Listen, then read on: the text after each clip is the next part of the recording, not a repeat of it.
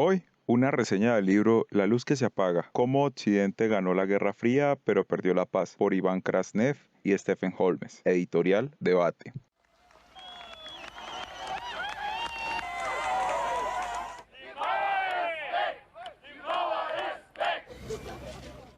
Between East Germany and West Berlin has come tumbling down. East Germany announced today it is opening its borders, allowing its citizens to go anywhere they wish. The future of the Berlin Wall is now up in the air. East Germany's communist leaders have now taken a symbolic sledgehammer to that wall. It's conceivable, I suppose, now that the real sledgehammers will soon be brought out on that wall. There's just no longer any point of it being there. A prospect that no one could have predicted a year ago or even a month ago. From ABC, this is World News Tonight with Peter Jennings. Reporting tonight from Berlin. From the Berlin Wall specifically, take a look at them. They've been there since last night. They are here in the thousands. They are here in the tens of thousands. Occasionally they shout, Die Mauer muss weg, the wall must go. Thousands and thousands of West Germans come to make the point that the wall has suddenly become irrelevant.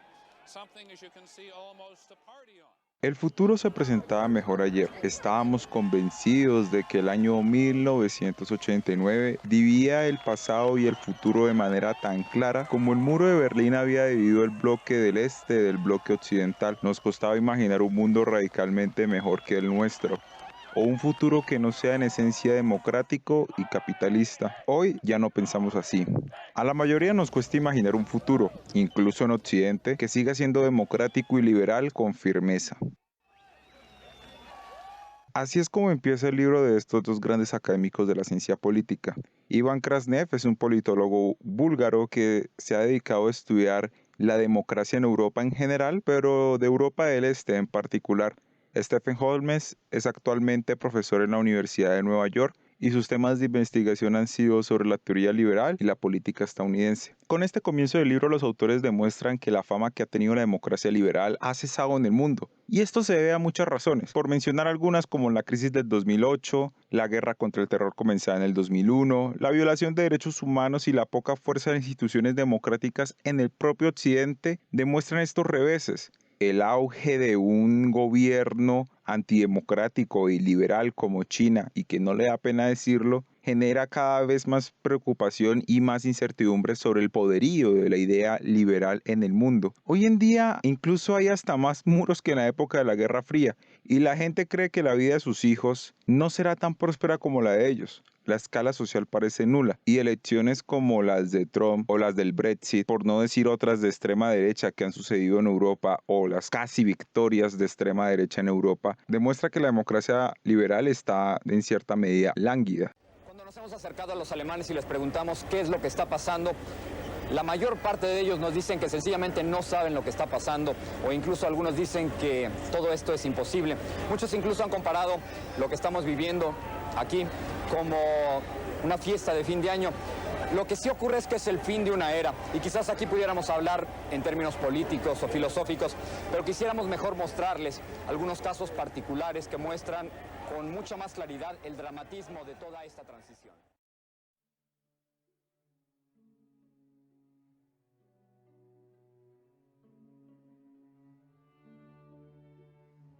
En sus memorias, El mundo tal y como es, Ben Rhodes, el asesor más cercano a Barack Obama y amigo personal de este, revela que el día que Obama dejó la Casa Blanca se apoderó de una incertidumbre, la de ¿qué pasaría si estuviéramos equivocados? El misterio más urgente que resolver no consistía en qué ha salido mal, ni quién ha hecho mal el trabajo, ni tampoco en el qué pasó de Hillary Clinton. La duda que más inquietaba a Obama era qué pasaría si estuviéramos equivocados, es decir, ¿y si los liberales habían malinterpretado la naturaleza del periodo posterior a la Guerra Fría? ¿Qué pasaría si estuviéramos equivocados? Es la pregunta correcta, y con este libro nos hemos propuesto a darle respuesta. ¿Pero a qué se refieren los autores cuando dicen ¿y si los liberales malinterpretaron la época posterior a la Guerra Fría? Pues es que muchos liberales decían, como el conocido Francis Fukuyama, que ese era el fin de la historia, en un sentido dialéctico hegeliano, el cual a grandes rasgos es que existe una tesis, una antítesis, y ambas entran en conflicto y sale una síntesis. Para los liberales, la historia ya había sacado la síntesis en la cual la democracia salía ganadora frente a otras visiones de mundo como la comunista o la fascista.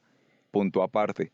Miren el eurocentrismo de los autores liberales aplican, ya que no mencionan otros modelos de mundo contrarios a la democracia liberal que existieron después de la caída tanto del comunismo como del fascismo, como lo son las teocracias de Oriente y China en especial.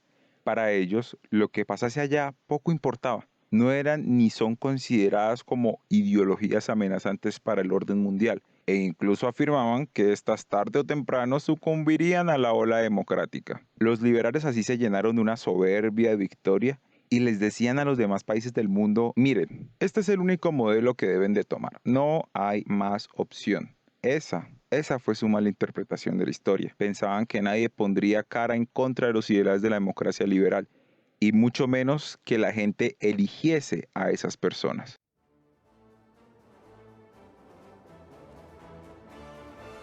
Durante la Guerra Fría, el cisma político más relevante a nivel mundial ocurrió entre comunistas y demócratas. El mundo estuvo dividido entre el este totalitario y el mundo libre occidental, y las sociedades en la periferia del foco del conflicto conservaban, o así lo imaginaban, el derecho y la capacidad de escoger de qué parte estaban. Tras la caída del muro, la constelación cambió. De ahí en adelante, la división más significativa en el firmamento geopolítico sería la que separaba a los imitadores de los imitados, entre las democracias establecidas y los países que se esforzaban en consumar la transición a la democracia. Las relaciones entre el este y occidente mutaron de una guerra fría en un punto muerto entre dos sistemas hostiles a una relación tirante entre modelos y mimos dentro de un mismo sistema unipolar. Imitación. El proceso de imitación ha recibido muchos nombres: americanización, europeización, liberalización, globalización, democratización, pero es lo mismo, una modernización por imitación y una integración por asimilación.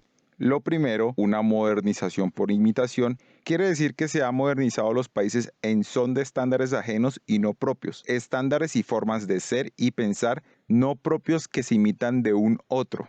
Y lo segundo, una integración por asimilación, y en ese aspecto voy a decir mucho la palabra otro, así que disculpen. Se integra al otro siempre y cuando ese otro deje de lado sus visiones y formas de ser y estar en el mundo y adopte las mías. Así se asimila al otro. El otro deja de ser otro y se vuelve como yo. Pierde su singularidad, su diferenciador. Y en ese momento que pierde esa característica particular que lo hace diferente a mí y lo hago que me copie a mí y deje de ser él mismo, en ese momento lo acepto. El concepto principal del libro será imitación política. La imitación es buena en ciertos aspectos. El primero es que busca que te parezcas a los imitados, así puedas sobrevivir al entorno. Y no te hagan un golpe de estado diciendo que te traerán la democracia que tú mismo no pudiste extraer, como en Libia o en Afganistán. Lo segundo, hace que puedas ser reconocido por los imitados y estos te puedan ayudar. O sea que los imitadores, al ver que te pareces a ellos, te darán ayuda. Se te abren las puertas para pedir préstamos a fondos multilaterales y meterte en el mercado extranjero con todas las de la ley. Y tercero, si te pareces a los otros, ellos te asumirán como igual, por lo cual tendrán los mismos derechos económicos, políticos y sociales. Tendrás voz y voto en organismos multilaterales, se te darán derechos de comercio y diálogo, habrá mayor apoyo internacional a tus iniciativas y tendrás un marco de reglas que te protegerán del actuar de otras potencias. Pero la cuestión es que este proceso de imitación que se ha llevado a cabo por parte de Occidente no es meramente superficial, sino que busca que el este y el centro, en este caso específico los autores se refieren a Europa, copien de manera profunda valores y tradiciones occidentales a sus sociedades. Y esta es la raíz del problema. Nosotros queremos mucho más a Europa que tantos otros europeístas. La queremos porque vemos sus diferencias y sus particularidades. Yo estoy orgullosa de ser una patriota italiana europea. Pero esto no me impide criticar a la actual Unión Europea, que es una caricatura de la civilización europea, con su necesidad de eliminar las diferencias, de imponer directivas absurdas sobre los aspectos más específicos de nuestra vida, decirnos cómo tenemos que educar a nuestros hijos, afectar a la producción de nuestra excelencia. No lo dirán los burócratas de Bruselas si podemos comer nuestro parmesano o vuestra pata negra.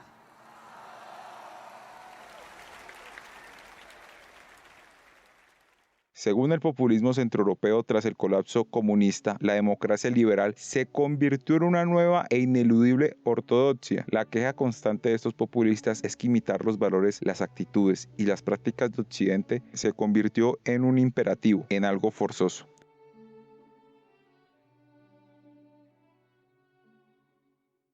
Esa camisa de fuerza que le han impuesto a los demás países es para los autores lo que explica el ascenso político del populismo, y es que ese fenómeno no se puede explicar sin tener en cuenta el resentimiento generalizado por el modo en que el comunismo soviético, sin alternativa, por imposición, vino a sustituirse después de 1989 por el liberalismo democrático, sin alternativa, pero por invitación. Y esa falta de alternativa factible de la democracia liberal hace que la gente, las sociedades y también los individuos se encuentren en un estrés psicológico y ontológico y aumenten sus ganas de sublevarse ante un modelo que no es propio, que no parece auténtico.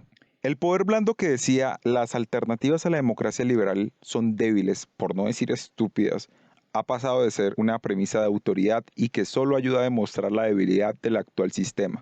El mismo liberalismo ha abandonado sus principios pluralistas para buscar ser solo una hegemonía, una única teoría, la cual no permite otra forma de organizar, pensar y estar en el mundo.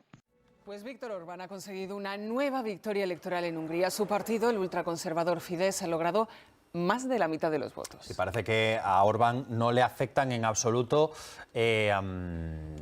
ninguna de las trabas aparentes en estas elecciones, por ejemplo, que toda la oposición se haya presentado unida en una única lista. Tampoco le ha restado apoyo los vínculos que tiene con Vladimir Putin o esos constantes y continuos enfrentamientos con la Unión Europea.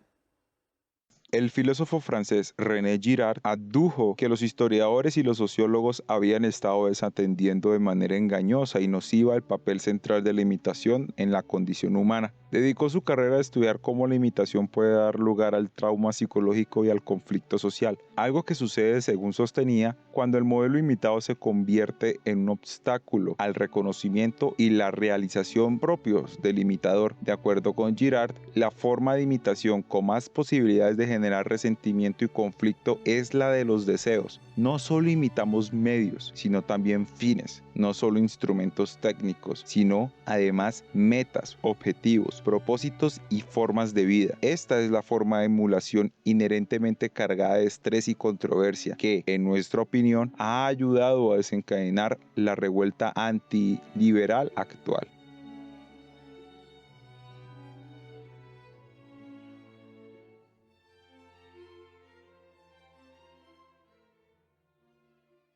Pensemos esto analógicamente en el caso de una familia tóxica, en el cual los padres todo el tiempo le dicen al hijo que debe parecerse a su hermano, que todo lo que hizo, hace y hará a su hermano, ella debe hacerlo. Llega un punto en donde el hermano que imita ya no sabe quién es él o ella. Se preguntará, ¿hago esto porque me gusta o porque dicen que es lo que debo hacer? ¿Este pensamiento sobre mí mismo es propio de mí o son los pensamientos que también tiene mi modelo de imitación? Y el no poder llegar a ser igual que el otro hace que uno se frustre y dos, odia al modelo. Acá también toca hacer una distinción entre la imitación de los medios con la de los fines. Cuando se copian los medios se llama apropiación y es mejor copiar lo que sirve para fines disímiles, como Japón para bien. Copió los medios occidentales del mercado y la industria para crecer económicamente, pero no cambió sus principios espirituales ni su conducta. Bueno, esto según los autores. Y el ejemplo para mal es China. Han adoptado los medios económicos capitalistas y de Occidente para conseguir el crecimiento económico y realzar al Partido Comunista Chino. O volviendo a la analogía familiar, le pueden decir a uno, tengo un horario de estudio como su hermano para ser más disciplinado. Ya, es una copia del sistema de estudio de alguien que le puede beneficiar a uno para lo que uno desee hacer. Mismo medio, pero diferente fin. Eso es muy diferente a que le digan a uno, bueno, usted tendrá un horario de natación de 5 a 7 de la noche, de lunes a jueves, para que gane los mismos premios que su hermano tuvo a su edad. O tendrá clases particulares de matemáticas a estas horas para que entre a la misma facultad de ingeniería que su hermano. No solo se está copiando un medio, sino que le están imponiendo un fin. Ganar X o Y premio, entrar a X lugar, sin saber si eso es lo que quiere usted, sin saber si eso es lo que a usted le gusta. Y si esa es apropiación del ser a través de la imposición de copiar a otro no causa rabia y frustración, sinceramente no sé qué lo haga entonces. Este es un acto de rebelión contra el intento de destruir nuestra identidad, contra el intento... ¡Presidente!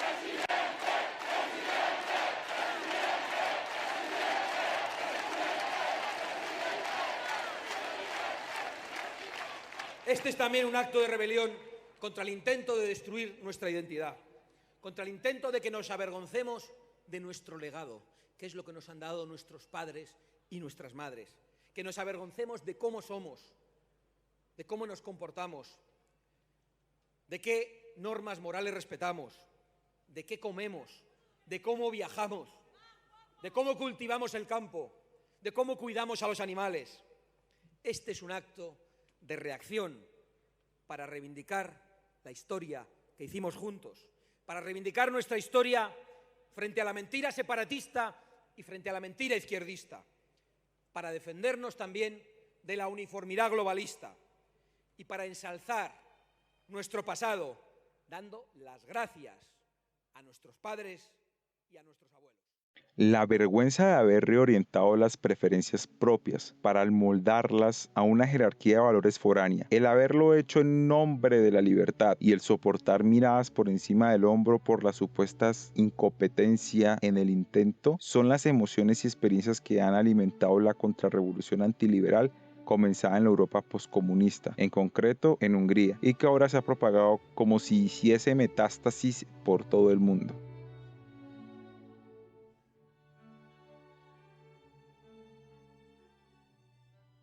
La forma de imitación de las instituciones implica que, 1. Hay un reconocimiento de una supuesta superioridad moral de los imitados. 2. Se acepta la autoproclamación de que no hay otras alternativas viables. 3. El pensar que la imitación no puede tener en cuenta cuestiones locales. Y la cuarta y la más problemática, la idea de que los líderes de los países imitados tienen una metasuperioridad que les permite supervisar y evaluar el proceso de imitación de los países, haciendo ver que a los líderes de los países como simples marionetas. Las elecciones en los países imitadores parecen no tener sentido. Aunque se cambien los presidentes o las asambleas, ninguno es capaz de criticar las políticas generales de los imitados.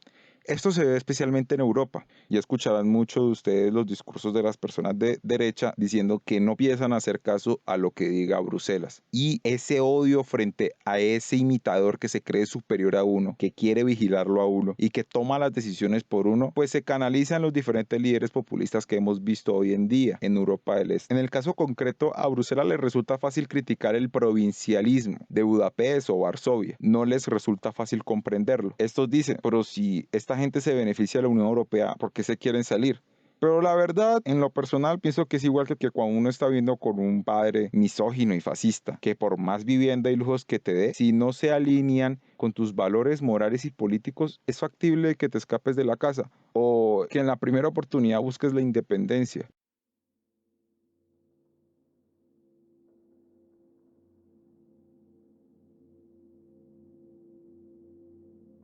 La forma en que Girard entiende las conexiones causales entre imitación y resentimiento, aunque está basada de manera casi exclusiva en el análisis de textos literarios, es, sin embargo, muy pertinente para comprender la revuelta antiliberal del mundo postcomunista, al llamar la atención sobre la naturaleza inherentemente conflictiva de la imitación, nos ayuda a ver la democratización que siguió al comunismo bajo una luz del todo nueva. La teoría elaborada por él sugiere que los problemas que afrontamos en la actualidad no descansan tanto en una reincidencia natural en los malos hábitos del pasado como en una reacción contra lo que se percibe como un imperativo de imitación dictado tras la caída del muro de Berlín. Mientras que Fukuyama confiaba en que la era de la imitación supondría un aburrimiento sin fin, Girard fue más profético, al pronosticar el potencial que tenía para incubar ese tipo de vergüenza existencial que puede alimentar una agitación explosiva.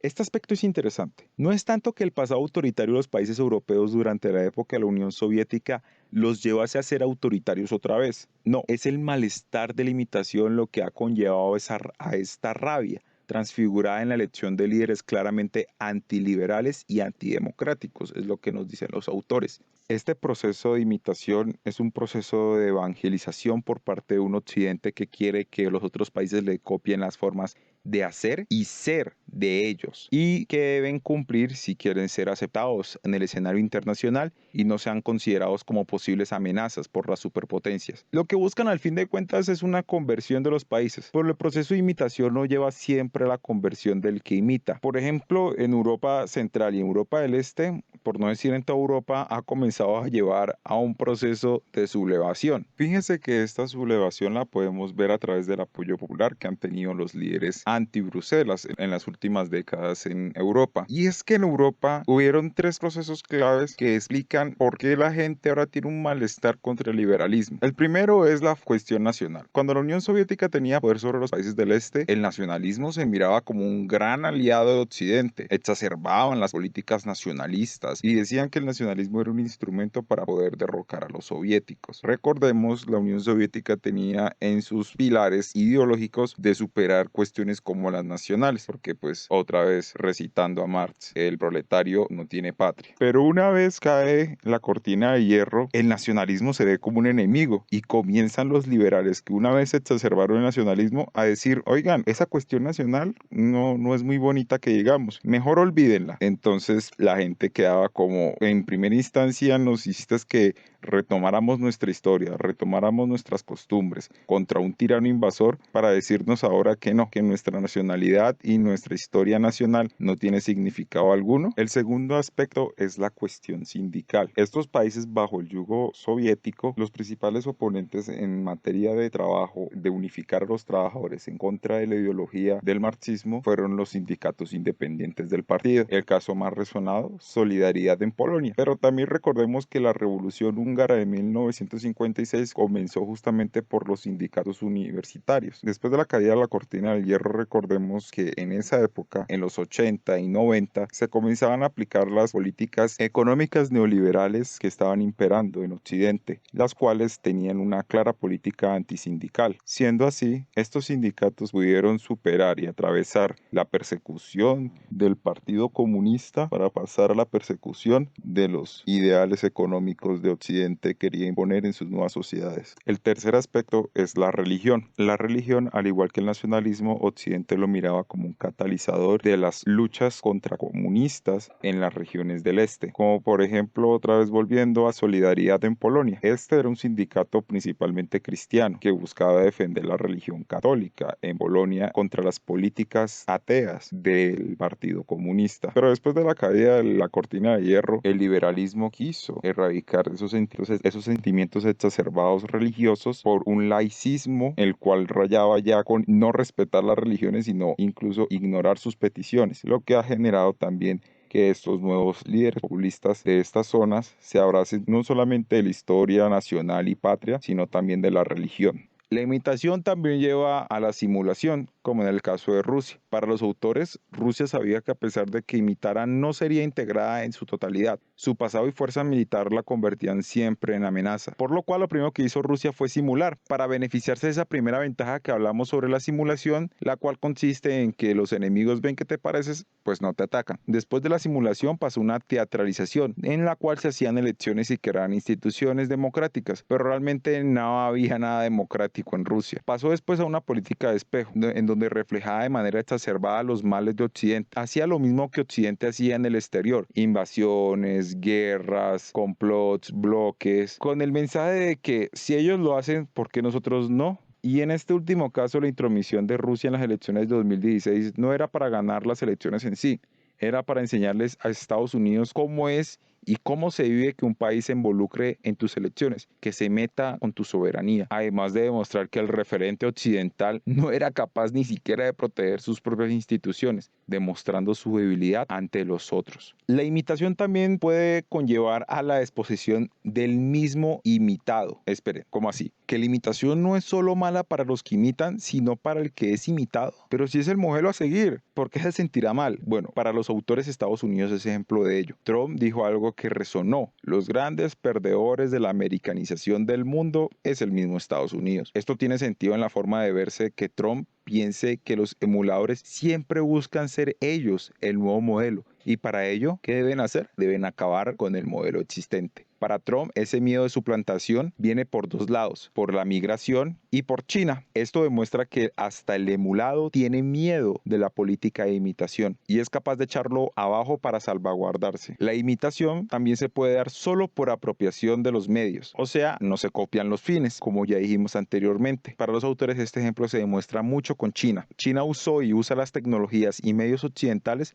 para crecer y dar cara a la hegemonía del mismo Occidente. Está el viejo refrán que dice, no les des pescados a las personas, sino enséñales a pescar. Bueno, China ya aprendió a pescar, ahora quiere hacerse de los pescados hasta del que le enseñó a pescar, pero China, siguiendo con los autores, no busca establecer una política foránea en donde los demás países adopten su sistema político, más bien buscan caerle bien a otros países para que estos traten con ellos y puedan ser actores amigables en el escenario geopolítico. O sea que China no busca reemplazarse como modelo a seguir, como pensaría Trump, sino que solamente quiere hacer buenos acuerdos y demostrar que las cosas pueden ser diferentes a las que plantea Occidente, no del mismo estilo chino, sino diferentes. Por lo cual, la lucha que hay no es un conflicto sobre dos visiones del futuro humano, como lo fue en la Guerra Fría, sino solo sobre quién tendrá más aliados y más poder de influencia en las decisiones de los otros países en el plano internacional. Este libro en lo personal lo considero muy bueno, pero pues tampoco carente de críticas. Y solamente quiero dejar 3 comentarios, más que críticas apuntalantes que quieran destruir todos los argumentos del libro. No, son solamente menciones, comentarios del mismo. El primer comentario es sobre el orden de los argumentos. Cada día se entiende, pero en algunos capítulos le toca a uno leer cuidadosamente porque se ve que saltan de explicar a fondo el argumento 1 para después meter un tercer argumento, saltar el tercer argumento a la mitad para explicar el segundo, y ya finalizando el segundo argumento apuntalan para llegar a una conclusión del primero, para comenzar en el siguiente subtítulo del capítulo terminando por reexplicar el argumento tercero, se desarrolla el mismo y posteriormente se culmina con una conclusión a argumento 2 y 3. Esto pasa en especial en el capítulo de Rusia. Ellos, como ya lo esbozé anteriormente, dicen que la imitación en Rusia se divide en 3 fases: simulación, teatralización y por último la parodia violenta. En el capítulo se saltan de la primera fase a la tercera para volver a la segunda y después terminar en la tercera y ahí explicar la primera. Entonces eso es algo complejo del libro. Mi segundo comentario sobre el libro es sobre las analogías que los autores usan en sus argumentos. Muchas de esas analogías son artísticas, literarias o cinematográficas. En eso me recuerda mucho a Slavoj Žižek, pero a diferencia de Žižek, que usa como analogías el arte mainstream occidental, los autores, y en esto de pronto tire la balanza más por Iván Krasnev por su cercanía a la cultura del este, citan películas y libros que en ocasiones ni traducción al inglés tienen. Entonces como que uno se lanza en un salto de fe creyéndoles que sí, que así ha de ser la novela o películas que ellos citan. A diferencia de que cuando Žižek dice, como tal película o novela de tal director reconocido, puede que hasta uno se haya visto la película o leído el libro y diga, vea pues, no lo había visto desde esa perspectiva. O en su defecto uno pueda buscarlo y encontrar fácilmente dicho material. Pero en este caso, no. Son libros o películas que están en húngaro, polaco, ruso y así.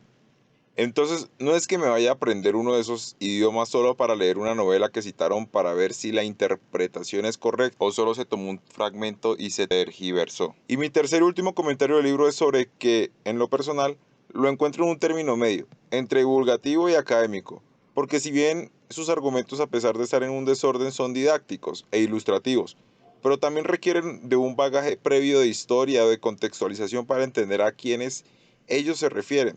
Porque si no tienes nociones sobre lo que pasó en Europa después de la Segunda Guerra Mundial, ni el proceso de reunificación y cosas por el estilo, no entenderás dichas referencias. También da por sentado que tú sabes qué son los conceptos como democracia o liberalismo.